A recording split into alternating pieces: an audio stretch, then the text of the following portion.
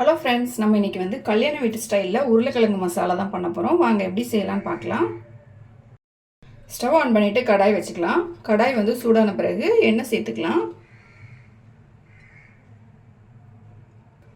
1.5 spoon அளவுக்கு வந்து oil சேர்த்துருக்கேன். ஆயில் சூடான பிறகு கொஞ்சமாக கடுகு போட்டுக்கலாம்.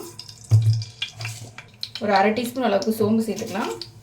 கடுகு சோம்பு பொரிஞ்ச பிறகு ஒரு 5 பல் பூண்டு வந்து தட்டி வச்சுருக்கேன். அதை நம்ம இதில் போட்டுக்கலாம். கொஞ்சமாக கருவேப்பிலை போட்டுக்கலாம். 2 பச்சை மிளகாய் வந்து கட் பண்ணி வச்சுருக்கேன். அதையும் நம்ம இதில் போட்டுக்கலாம்.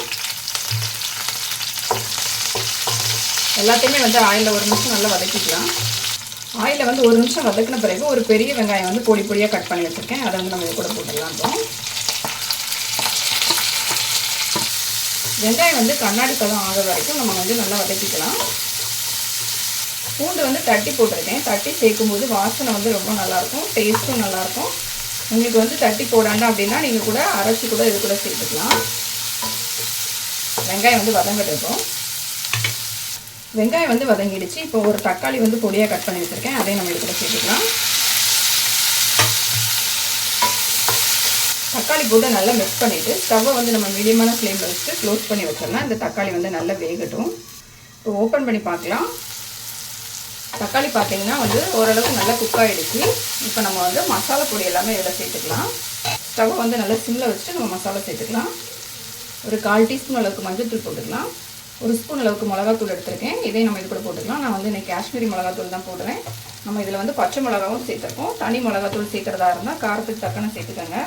1/2 டீஸ்பூன் அளவுக்கு கரம் மசாலா போட்டுக்கலாம். ஒரு 1/4 டீஸ்பூன் அளவுக்கு மல்லித்தூள் சேர்த்துக்கலாம். மல்லித்தூள் வந்து கொஞ்சம் கம்மியாகவே சேர்த்துக்கலாம். கொஞ்சமாக பெருங்காயத்தூள் போட்டுக்கலாம். இது எல்லாத்தையுமே வந்து இப்போ நல்லா மிக்ஸ் பண்ணி விட்டுக்கலாம். மசாலா போட்டு நல்லா மிக்ஸ் பண்ணிட்டேன். இதில் வந்து நம்ம கொஞ்சமாக தண்ணி சேர்த்துக்கலாம். தண்ணி வந்து கொஞ்சமாக சேர்த்தா போதும். அப்போ வந்து நம்ம உருளைக்கிழங்கு வந்து மிக்ஸ் பண்ணும்போது எல்லாம் வந்து நல்லா ஒன்றா மிக்ஸ் ஆகி வரும். தேவையான உப்பு சேர்த்துடலாம். உப்பு வந்து நம்ம இப்போவே சேர்த்துடலாம். உருளைக்கிழங்கு சேர்த்துட்டு மிக்ஸ் பண்ணும்போது மிக்ஸ் ஆகாதனால அதனால் ஃபஸ்ட்டே வந்து உப்பு சேர்த்துக்கலாம் தேவையான அளவு. இப்போ எல்லாத்தையும் நல்லா மிக்ஸ் பண்ணி விட்டுடலாம். இது வந்து ரொம்ப நேரம் கொதிக்க விடாண்டாம். இந்த மசாலாவோட பச்சை வாசனை போகணும். அது வரைக்கும் வந்து லைட்டாக கொதிக்க விட்டால் போதும். இப்போ பார்த்தீங்கன்னா நம்ம தண்ணி சேர்த்த பிறகு நல்லா கொதிக்க ஆரம்பிச்சிருச்சு. கொதித்த பிறகு எண்ணெயெல்லாம் லைட்டாக மேலே பிரிஞ்சு வர ஆரம்பிச்சிருச்சு. இந்த ஸ்டேஜில் நம்ம உருளைக்கிழங்கு சேர்த்துக்கலாம். நான் வந்து ஒரு 3 உருளைக்கிழங்கு வந்து வேக வச்சுட்டு இந்த மாதிரி லைட்டாக வந்து உடச்சி வச்சுருக்கேன். இதை வந்து நம்ம இது கூட சேர்த்துக்கலாம்.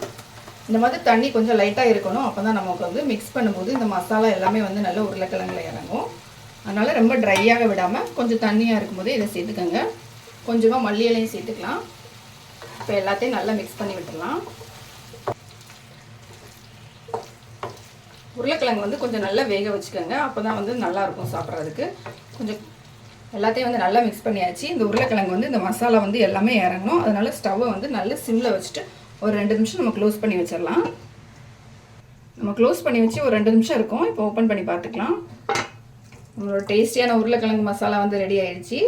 கல்யாண வீட்டு ஸ்டைலில் எப்படி டேஸ்டியாக உருளைக்கிழங்கு மசாலா பண்ணலாம் அப்படிங்கிறத பார்த்தோம். இது வந்து கண்டிப்பாக ட்ரை பண்ணி பாருங்கள். ரொம்ப டேஸ்ட்டாக இருக்கும். சாம்பார் சாதம் அதுக்கப்புறமா தயிர் சாதத்துக்கு கூட ரொம்ப நல்லாயிருக்கும். கண்டிப்பாக ட்ரை பண்ணி பாருங்கள். இந்த வீடியோ பிடிச்சிருந்தா லைக் பண்ணுங்கள், ஷேர் பண்ணுங்கள். மறக்காமல் என்னோட சேனலை சப்ஸ்கிரைப் பண்ணுங்கள்.